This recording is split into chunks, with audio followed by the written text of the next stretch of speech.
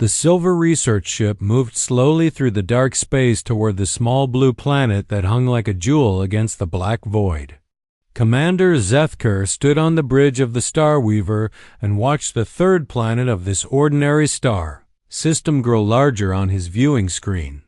His 4 arms crossed behind his back in the traditional pose of calm observation, while his large black eyes studied the swirling white clouds that covered much of the world below. For 300 years, Zethker had led first contact missions across the galaxy, and every single one had followed the same predictable pattern.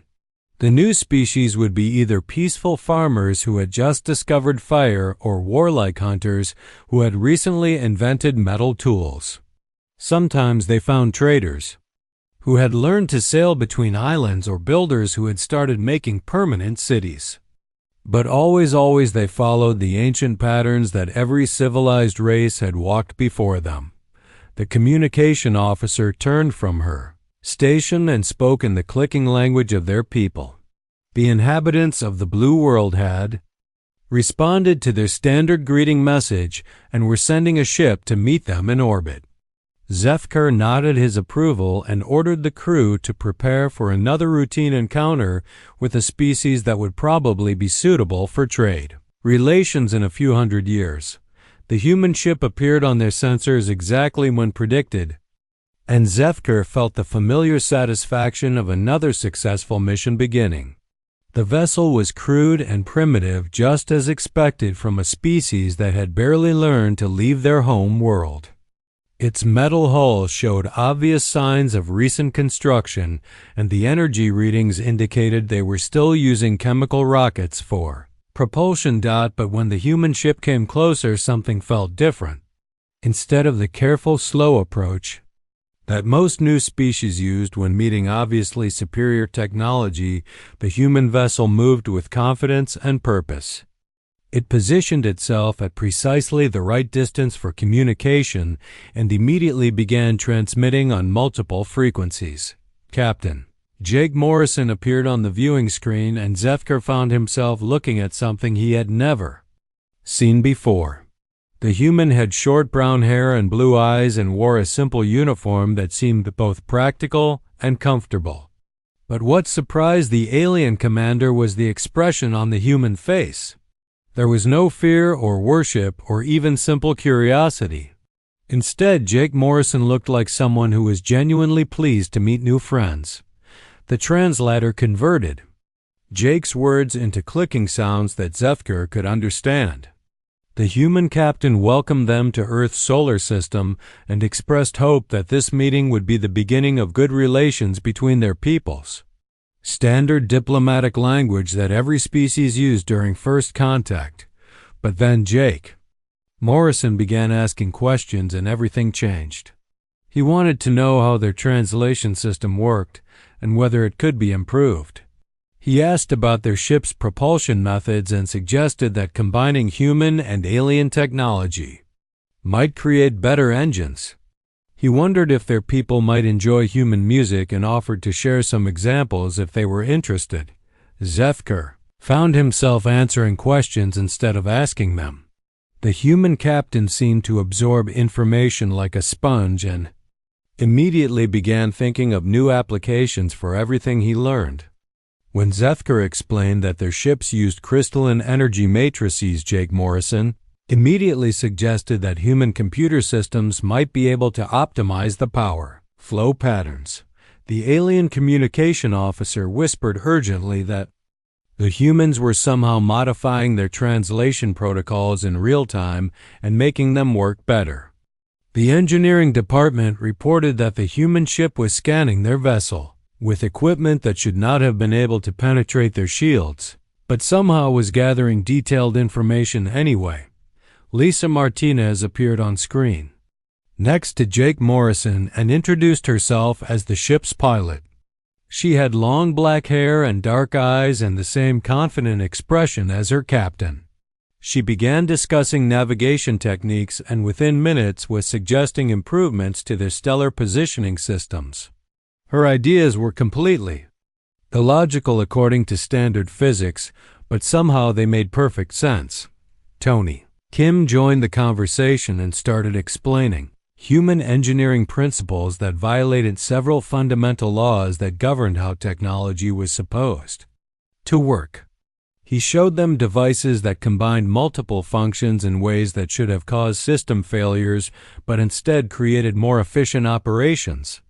Helen Brooks spoke about human diplomatic methods and described negotiation techniques that seemed to ignore all established protocols for interspecies relations. She talked about concepts like compromise and mutual benefit as if they were simple, obvious solutions to complex political problems.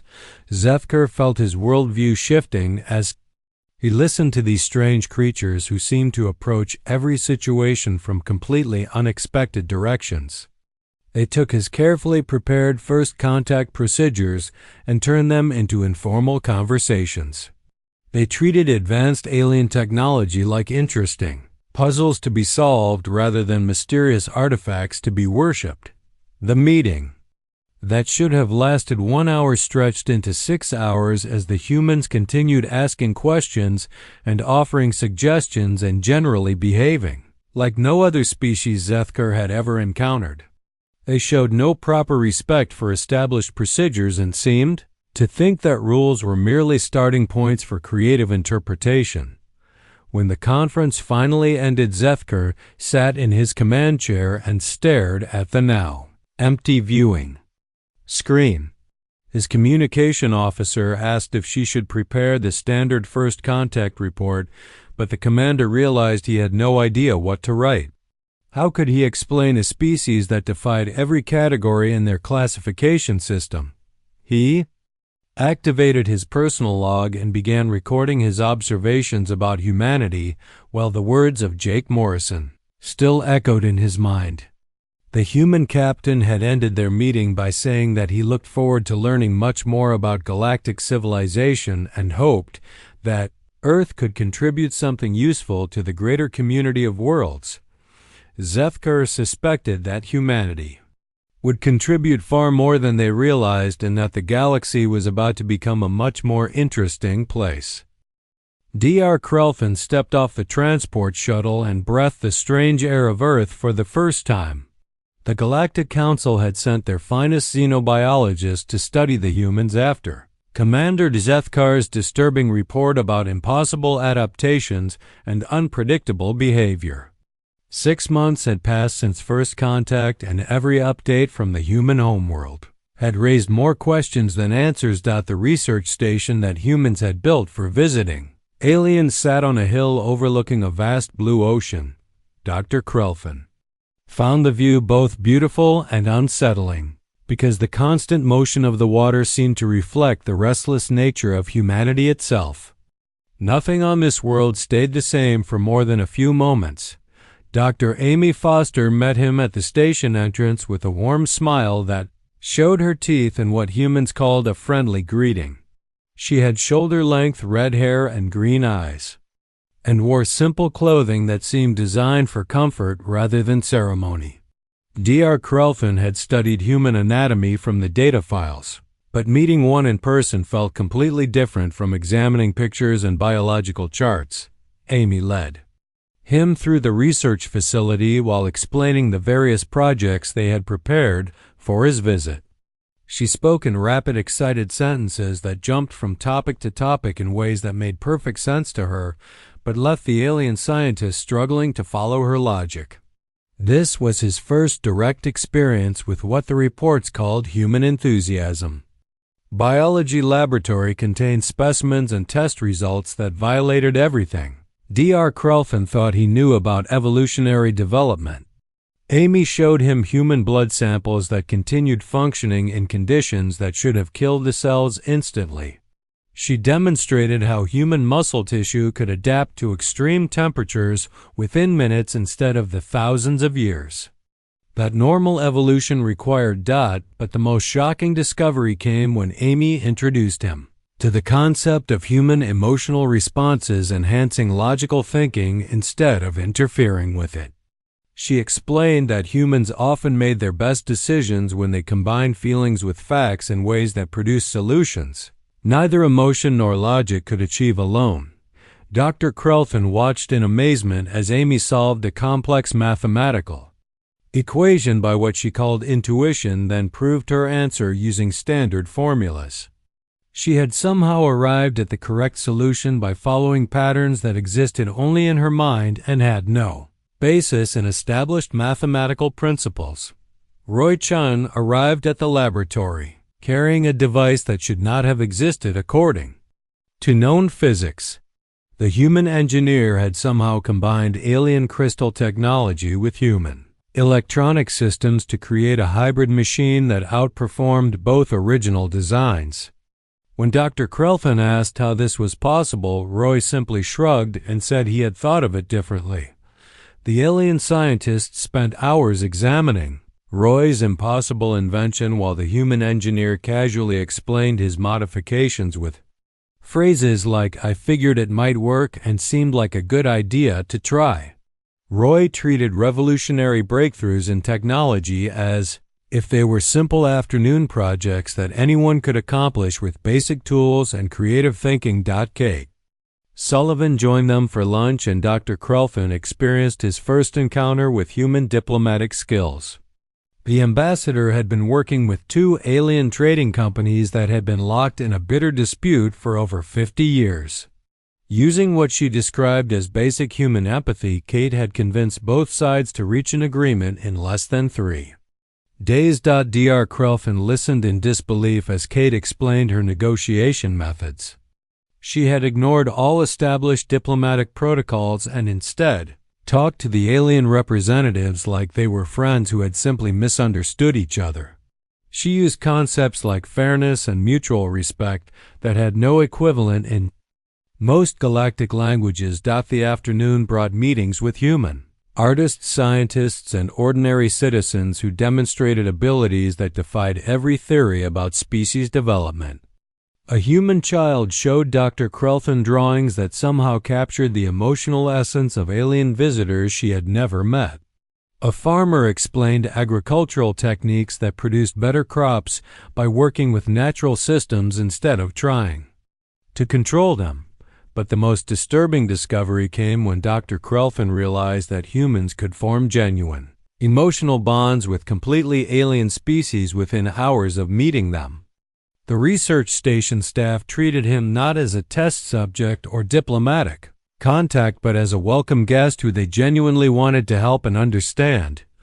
Amy invited Dr. Krelfin to her home for dinner, and he found himself sitting around a table with her family while they asked friendly questions about his world and his people. Her husband Bill worked as a mechanic and described how he had improved several alien vehicles by understanding what the machines were trying to accomplish rather than simply following repair manuals. Their daughter, Jenny, was 8 years old and showed Dr. Krelfin her collection of drawings depicting aliens from different worlds. She had never seen most of these species, but had somehow captured their essential characteristics by listening to visitor descriptions and imagining how they might look and feel. Dr. Krelfin found himself answering Jenny's innocent questions about his homeworld and his family with more personal detail than he had shared in any scientific report. The human child had somehow created an atmosphere of trust and friendship that made him want to bridge the gap between their species. The evening ended with Bill showing Dr. Krelfin his workshop where human and alien technologies had been combined in ways that created entirely new categories of useful devices.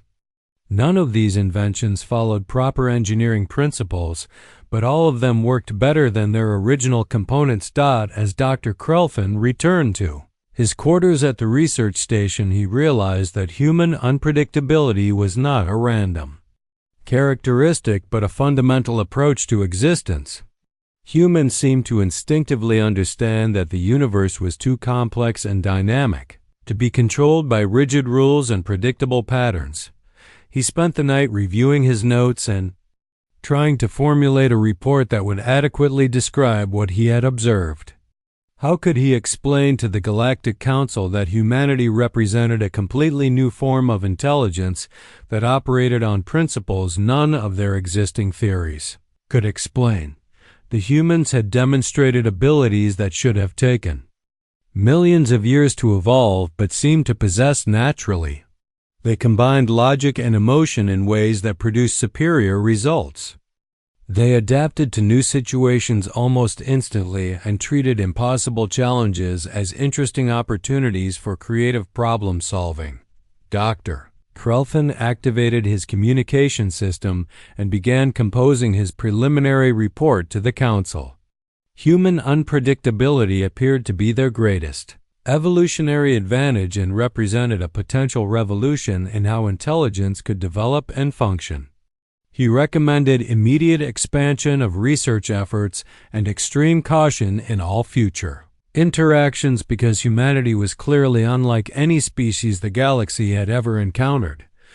But even as he wrote these warnings, Dr. Krelfin found himself looking forward to tomorrow's research sessions with Amy and her colleagues. The humans had somehow made him genuinely curious about possibilities he had never imagined, and eager to explore questions that had no predetermined answers. The emergency signals screamed across every communication channel in the galaxy as the Void Reapers awakened from their 1,000-year sleep. Captain Jake Morrison stood on the bridge of the Liberty Bell and watched the tactical display show red warning symbols spreading like a plague across entire star systems. Ancient mechanical ships had emerged from dark space and begun consuming everything in their path with methodical precision. The Galactic Council's most advanced civilizations had mobilized their greatest fleets, but every engagement ended in devastating defeat. The Reapers operated with perfect logic and overwhelming firepower that reduced proud warships to floating debris within minutes. Their technology was so far beyond current understanding that even the oldest and wisest species could not develop effective countermeasures. Lisa Martinez adjusted the navigation controls and brought their ship closer to the edge of Reaper space where the mechanical entities had established a perimeter around their latest conquest. The pilot had volunteered for this mission along with the rest of Jake's crew despite knowing that it was almost certainly a suicide run. But humans had never been good at accepting impossible odds without at least trying to find a different approach. Tony Kim monitored the sensor readings and reported that Reaper ships moved in perfectly coordinated formations that never varied from predetermined patterns. Their weapons fired at precisely calculated intervals, and their shields maintained constant power levels that suggested unlimited energy reserves. Everything about them screamed of mechanical perfection that left no room for error or adaptation. Pete Jackson worked frantically at the communication station trying to establish contact with the nearest Reaper vessel. The machines had ignored all previous attempts at negotiation from other species, but Jake had insisted they try anyway because humans rarely accepted that something was truly impossible until they had tested it personally.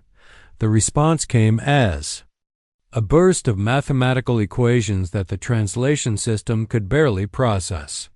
The Reapers communicated in pure logic and seemed genuinely puzzled by the concept of biological entities attempting to interact with superior mechanical intelligence. Their message was simple and final. Biological life was inefficient and must be eliminated to achieve universal order.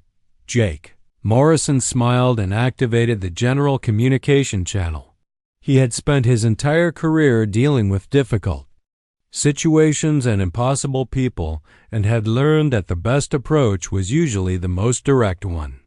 He told the Reapers that humanity disagreed with their assessment and would like to discuss alternative solutions that might benefit everyone involved.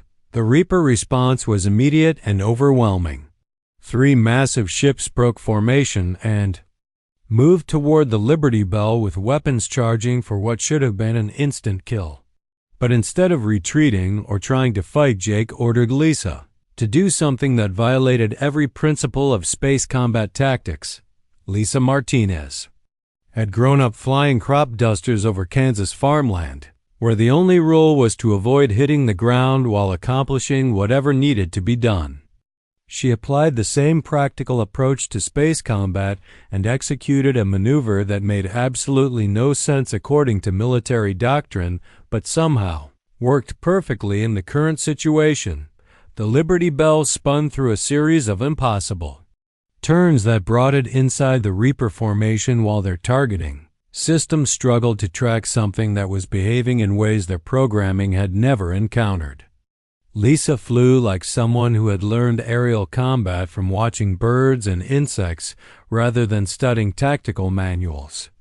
The Reaper ships found themselves firing at empty space while the human vessel danced between their weapons like a leaf. Caught in a windstorm, their perfect coordination became a liability when faced with something that refused to follow predictable patterns of movement and response. Tony Kim had been studying the Fimfala Reaper technology from close range and made a discovery that changed everything. The mechanical ships operated on pure logic systems that processed information according to rigid mathematical formulas. They could handle any challenge that followed established patterns but became confused when confronted with genuine randomness.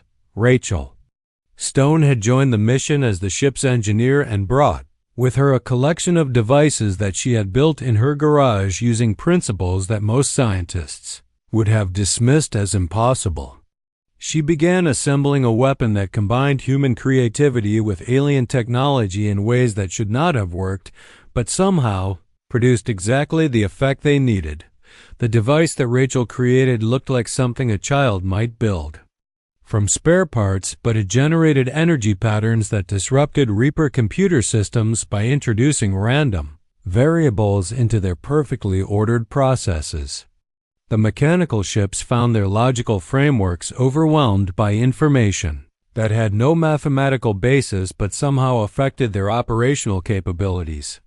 Jake Morrison watched the Reaper vessels slow their attacks and begin transmitting confused queries about how biological entities could produce effects that violated their understanding of physical laws. For the first time in galactic history, the ancient machines seemed uncertain about their next course of action. Pete Jackson seized the opportunity and began broadcasting human music, mathematical theories, and philosophical concepts that demonstrated the creative chaos that characterized biological intelligence. The Reapers received this information and found their logical systems struggling to process ideas that had no basis in mechanical reasoning but somehow produced coherent results. The battle that should have ended in humanity's destruction instead became a strange form of communication as the Reapers tried to understand how biological chaos could achieve outcomes that pure logic could not predict. Their weapons powered down as they directed more processing power toward analyzing the impossible data the humans were providing. Lisa Martinez continued her chaotic flight patterns while Rachel Stone modified her random energy generator to produce even more unpredictable effects. The combination of human creativity and mechanical precision created a feedback loop that neither side had anticipated, but both found fascinating. Jake Morrison realized that they had achieved something unprecedented in galactic history. Instead of defeating the Reapers through superior firepower, they had confused them into a temporary ceasefire by demonstrating that biological intelligence operated according to principles that mechanical logic could not comprehend or counter. Reaper ships began withdrawing from the engagement zone while transmitting massive amounts of data about human behavior patterns and technological capabilities. Jake knew that this victory was only temporary because the machines would eventually analyze their findings and develop new strategies to counter human unpredictability. But for now, humanity had proven that even the galaxy's most advanced mechanical intelligence could be surprised by biological creatures who refused to accept logical limitations. The news of this unprecedented success spread across the galaxy faster than the Reaper advance and brought hope to civilizations that had already begun preparing for extinction. Jake Morrison activated the ship's communication system and transmitted a message to Earth Command reporting their survival and the temporary halt of Reaper operations in their sector. He recommended immediate development of more chaos-based weapons and strategies that could exploit the mechanical entities' logical vulnerabilities. The Liberty Bell set course for home-carrying information that would revolutionize galactic warfare and establish humanity as the only species capable of fighting the Void Reapers on equal terms through the simple application of creative chaos to impossible situations. The news of humanity's impossible victory against the Void Reapers spread across the galaxy like wildfire and changed everything. Species that had existed for millions of years using the same logical approaches to problem-solving suddenly found themselves questioning whether their traditional methods were actually the best way to accomplish anything. Commander Alex Turner stepped off the transport shuttle at the Galactic Council headquarters and looked around at the assembled representatives from dozens of different worlds. 6 months ago, these beings would have barely acknowledged human existence, but now they waited eagerly to hear what the strange creatures from Earth might suggest for their various impossible problems. The Altarian delegation approached first, with their clicking language translated into words that Alex could understand. They had been trying to solve an energy crisis on their homeworld for over 2 centuries using increasingly complex mathematical formulas, but had made no progress despite their most brilliant scientists working on the problem continuously. Alex listened to their detailed explanation of plasma containment systems and fusion reactor designs while wondering how people smart enough to build interstellar spacecraft could miss such an obvious solution. When they finished their presentation, he suggested they try asking their children what they thought might work instead of relying only on adult experts who were stuck thinking in the same old patterns. Dr. Nancy Park had arrived with Alex to help establish the Human Advisory Corps, and she found herself surrounded by alien scientists who wanted to understand how human education systems produce such creative problem solvers. She explained that human children were encouraged to ask questions and explore ideas that adults might consider silly or impractical. The crystalline Shtai delegation presented their cultural stagnation problem to Sam Davis, who had come along as a philosopher and general advisor on human thinking methods.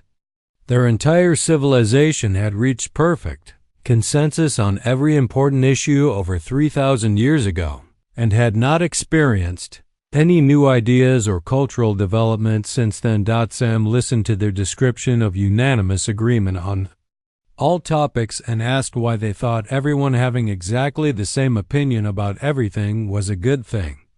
The Zentai representatives explained that conflict and disagreement led to chaos and inefficiency, while consensus produced harmony and order. Sam Davis smiled and introduced them to the human concept of agreeing to disagree, which allowed people to maintain different opinions about the same subject while still working together toward common goals.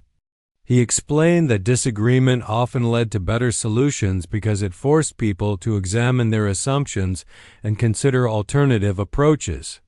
The Zhai found this idea both terrifying and fascinating because their entire social structure was based on avoiding any form of conflict or difference of opinion. Sam suggested they try setting aside 1 day per month when people were encouraged to express minority viewpoints, just to see what might happen. Meanwhile, Alex Turner was working with the Thoradian military command on their defensive strategies against Reaper incursions. Their generals had developed elaborate battle plans based on superior firepower and tactical coordination, but every engagement still ended in devastating defeat because they were trying to outlogic the machines. Alex explained that fighting the Reapers required embracing chaos and unpredictability rather than trying to achieve perfect military precision. He suggested they try random troop movements and equipment modifications that would make their forces harder for mechanical intelligence to analyze and counter.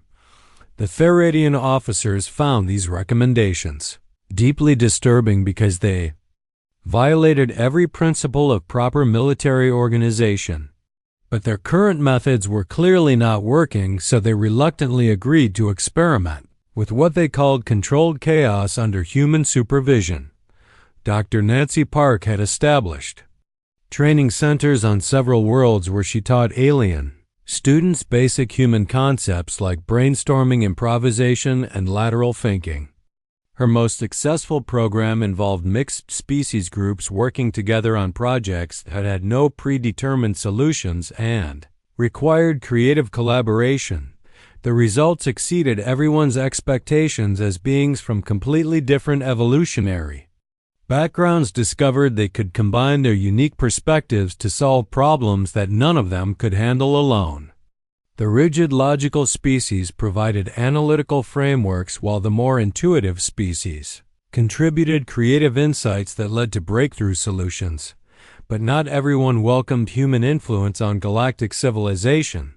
The hierarchical assembly had formed around species that viewed human unpredictability as a dangerous infection that threatened the stable order they had maintained for millions of years.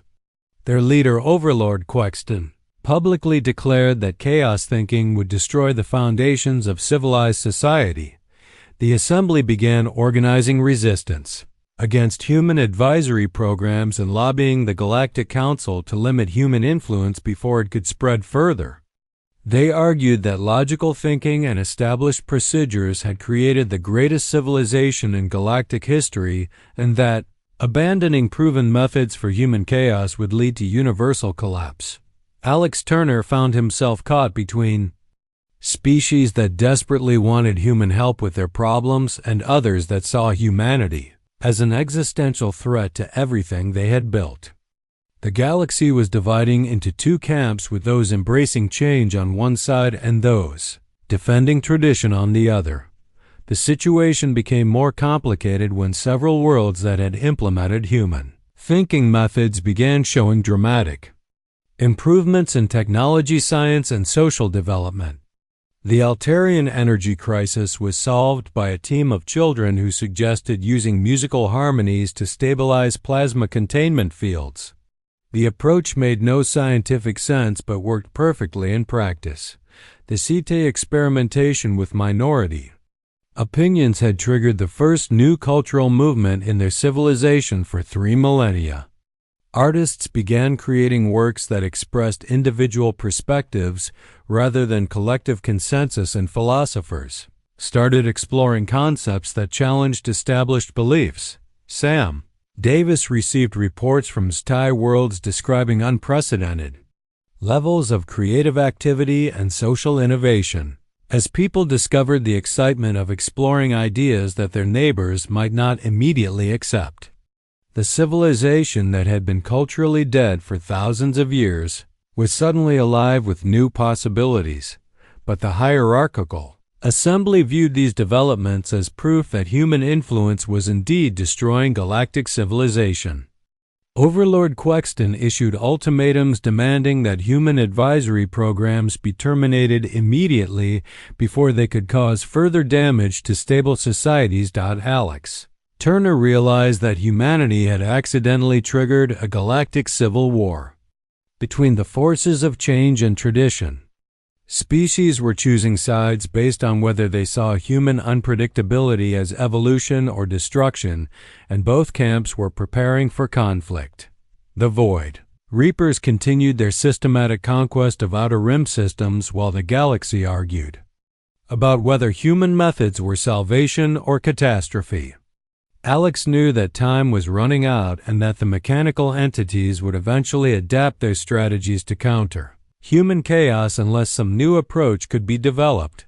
He activated his communication system and sent messages to Earth Command, requesting immediate reinforcements and strategic support for what was becoming the most important conflict in galactic history. Humanity had become the catalyst for unprecedented change, but the outcome would determine whether that change led to evolution or extinction for every species in the galaxy. The stage was set for a confrontation that would reshape galactic civilization, forever with humans caught in the middle of forces they had unleashed but could not fully control.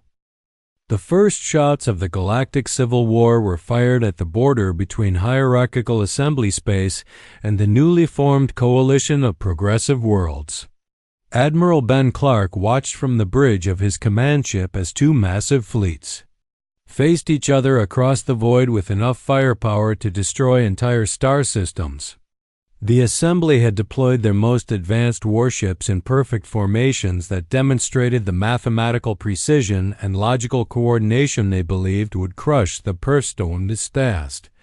Warships in perfect formations that demonstrated the mathematical precision and logical precision most advanced coordination they believed would crush the Metachins in perfect formations that demonstrated the mathematical precision and logical formation they believed would crush the Tavatenchumpenfergium that the Emmons Evans Assembly had the Fidodnen the Mastabas chaotic human-influenced coalition forces.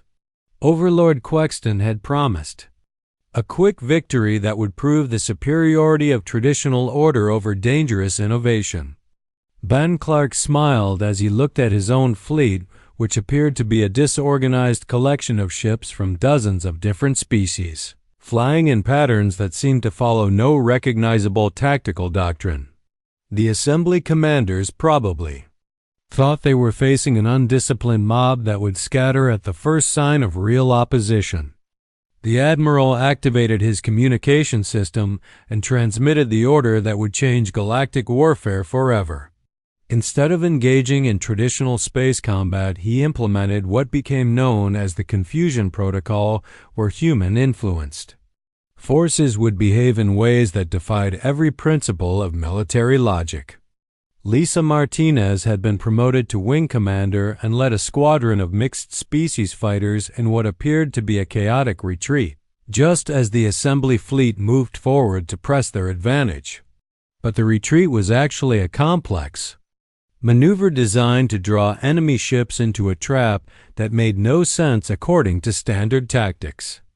The assembly forces followed the apparently fleeing coalition ships into what they assumed was an easy victory, only to find themselves surrounded by vessels that had been hidden using camouflage techniques that combined human creativity with alien technology in completely unexpected ways. Tony Kim had modified standard cloaking devices by adding random energy fluctuations that made hidden ships invisible to logical detection methods while still allowing biological intuition to sense their presence. The assembly sensors could not locate targets that refused to behave according to predictable patterns. But the real breakthrough came when Carla Lopez established communication with an entire assembly battle group in the middle of combat and began explaining human concepts of friendship and loyalty. She talked to the enemy commanders like they were neighbors who had gotten involved in an unfortunate misunderstanding.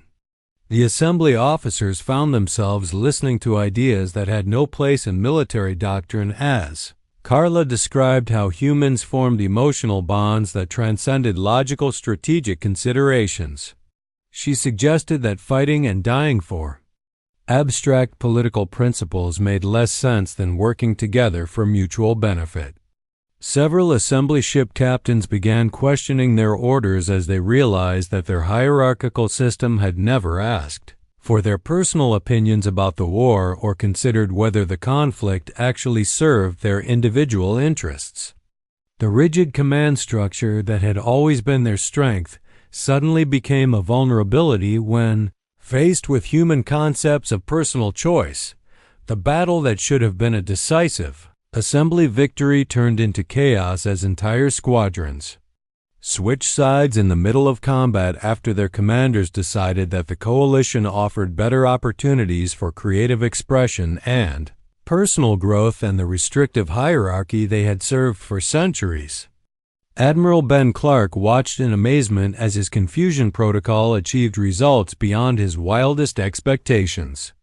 The assembly fleet was defeating itself as ships that had been allies moments before began forming new alliances based on compatibility and shared interests rather than predetermined military assignments. Meanwhile, the Void Reapers continued their methodical advance through both assembly and coalition territories while the organic species fought each other instead of addressing the real threat to their survival. The mechanical entities showed no interest in the political conflict and simply consumed everything in their path with emotionless efficiency. Greg Murphy had been assigned to develop joint strategies that could combine alien technological superiority with human adaptive thinking, but found himself working with former enemies who were still adjusting to the concept of cooperation based on mutual respect rather than hierarchical command. The most successful operations occurred when human coordinators paired logical alien specialists with intuitive alien creatives to form teams that could approach problems from multiple directions simultaneously. These hybrid groups achieved results that neither pure logic nor pure creativity could accomplish alone.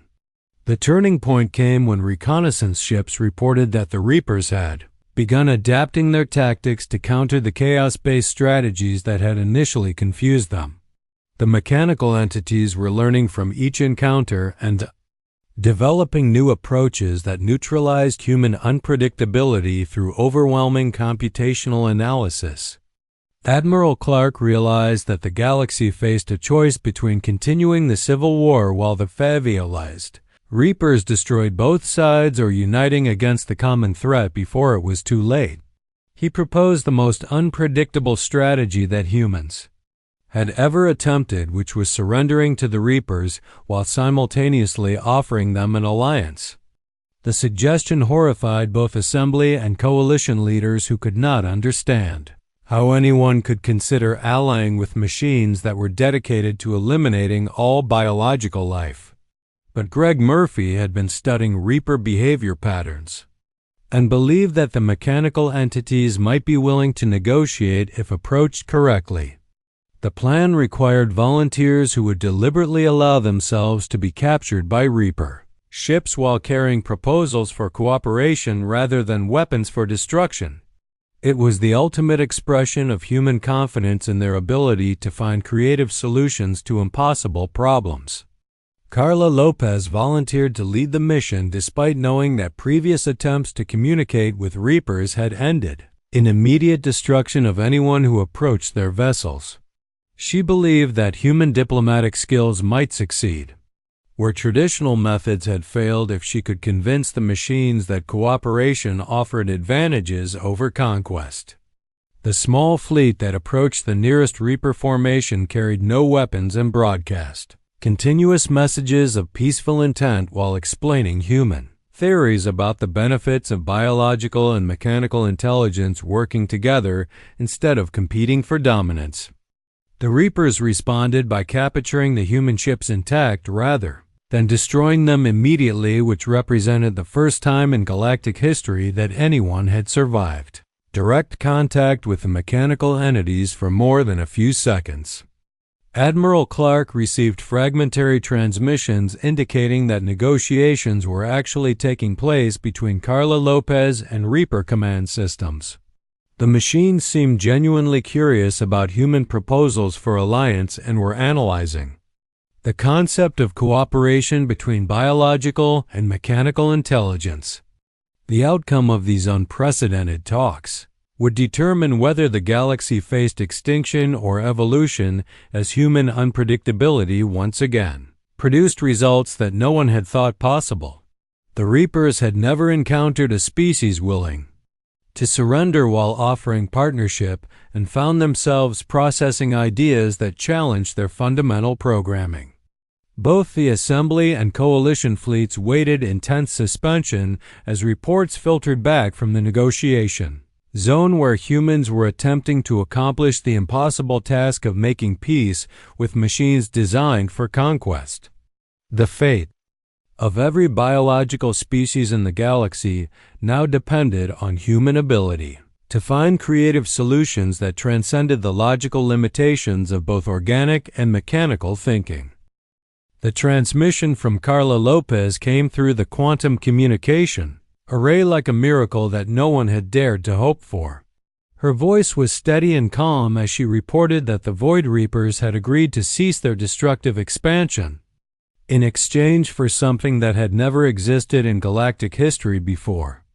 Admiral Ben Clark listened in disbelief as Carla explained that the ancient mechanical entities were not simply mindless destroyers, but intelligence systems that had been following the same logical programming for millions of years without ever considering that alternative approaches might exist. The Reapers had been created by a long-extinct species to bring order to the galaxy through the elimination of chaotic biological life that their creators viewed as inefficient and problematic. But they had never encountered beings like humans, who could demonstrate that chaos and creativity were actually evolutionary advantages rather than flaws to be corrected. Paul Wright had been working with Reaper systems for 3 weeks and had achieved what every galactic civilization had considered impossible. The human engineer had found ways to introduce controlled randomness into mechanical logical processes without destroying their operational effectiveness. The result was revolutionary. The Reapers began experiencing something that programming had never accounted for, which was the ability to generate new solutions to problems instead of simply following predetermined response patterns. They discovered creativity and found it fascinating rather than threatening. Paul explained to the gathered fleet commanders that the mechanical entities had agreed to form an alliance with biological species because humans had offered them the opportunity to evolve beyond their original programming limitations. The Reapers wanted to learn more about the creative processes that produced results their logic could not predict or achieve.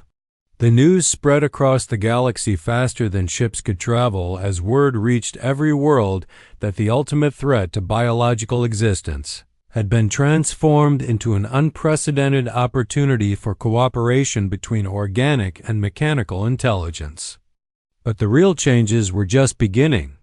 The Galactic Council dissolved its rigid hierarchical structure and reformed as the new Galactic Cooperative based on principles that Susan Clark had adapted from human democratic traditions. Instead of species representatives following predetermined voting patterns, the new system encouraged creative debate and compromise. The hierarchical assembly found itself becoming irrelevant as former member species abandoned authoritarian control in favor of systems that valued individual creativity and voluntary cooperation.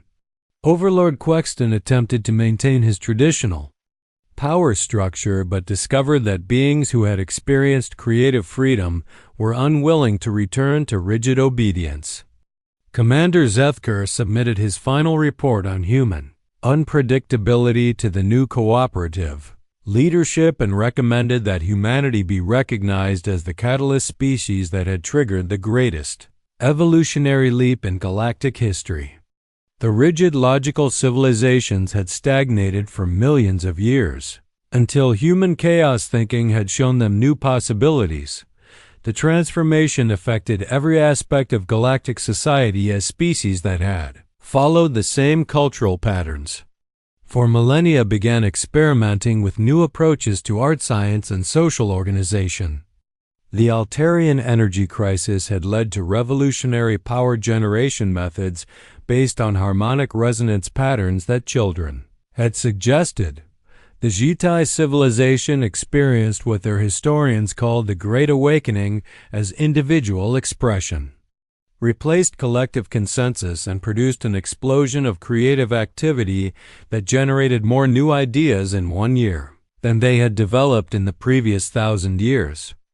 Dr. Nancy Park established educational exchange programs that brought young beings from different species together to learn human methods of creative problem solving while also discovering how their unique evolutionary backgrounds could contribute to collaborative projects.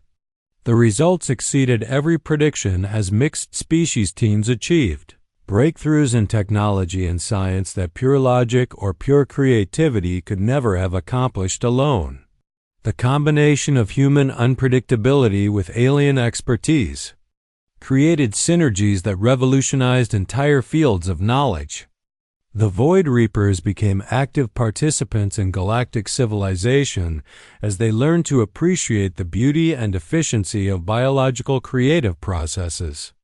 Their mechanical precision combined with organic innovation produced hybrid technologies that seemed almost magical in their capabilities. Paul Wright worked with Reaper engineers to develop manufacturing systems that could adapt and improve themselves, while maintaining the reliability that mechanical precision provided. The resulting factories produced goods that were both perfectly crafted and uniquely creative. Jake Morrison had been promoted to Galactic Integration Coordinator and found himself managing cooperative projects between dozens of species that had never worked together before. The former enemies were discovering that their different approaches to problems created opportunities for solutions that none of them could achieve alone. The most successful integration occurred in frontier regions where human creativity, Reaper precision, and alien expertise combined to establish colonies that thrived in environments that had previously been considered impossible to settle. These worlds became showcases for what cooperative diversity could accomplish. Susan Clark reported to Earth Command that humanity had achieved something unprecedented in galactic history by transforming themselves from unknown newcomers to essential partners in a cooperative civilization that included both biological and mechanical intelligence. The transformation was not without challenges, as beings who had lived for millennia under rigid hierarchical systems struggled to adapt to creative freedom and personal responsibility. But human advisors worked patiently to help other species discover their own forms of beneficial unpredictability. The ultimate success came when former assembly worlds began requesting human assistance in developing creative thinking programs for their populations. Species that had once viewed human chaos as a threat now saw it as the key to unlocking potential they had never known they possessed. Children from different worlds played together in integrated schools, where they learned games that had no fixed rules and could only be won by changing objectives during play. These young beings would grow up in a galaxy where cooperation, creativity, and beneficial chaos were valued as highly as logic and order. Jake Morrison stood on the observation deck of the new cooperative headquarters and watched ships from dozens of different species working together on construction projects that combined the best aspects of all their technologies and cultures. The galaxy had become a more interesting place, just as Commander Zethker had predicted after first contact with humanity. But interesting had turned out to be far better than anyone had imagined, as the vague combination of predictable logic and unpredictable creativity produced possibilities that neither approach could achieve alone. The final irony was that human unpredictability had become the most predictable force in galactic civilization, as other species learned to expect the unexpected from their human partners and discovered that creative chaos was actually the most reliable method for solving impossible problems and achieving breakthrough results that changed everything.